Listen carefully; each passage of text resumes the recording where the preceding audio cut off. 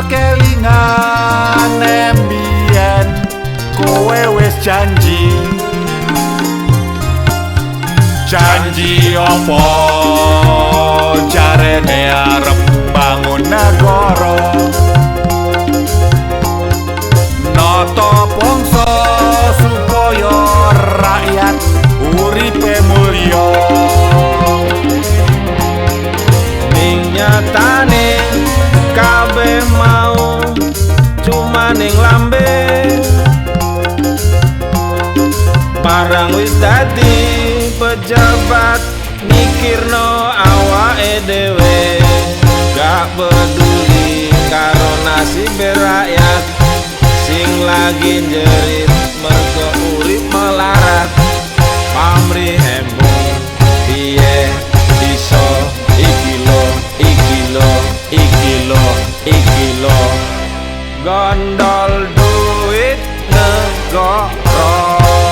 Kok ajak-ajak kowe lah.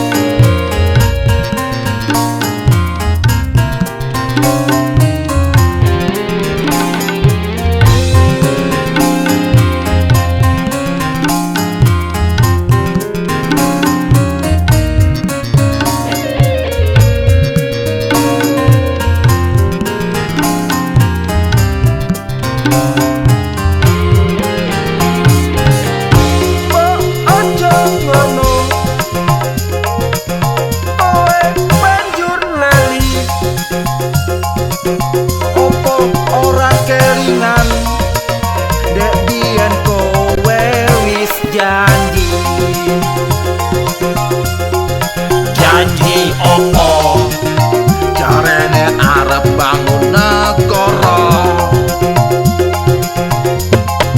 nata bangsa supaya rakyat uripe mulya.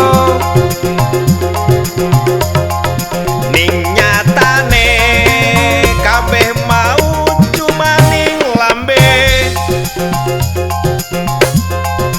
barang wis dadi pejabat mikirno awake dhewe, gak peduli karo nasib rakyat sing lagi jerit marga urip melarat. Pamrih hemong piye iso iki lo gondol duit negara. Kok ajak kayak kowe lah.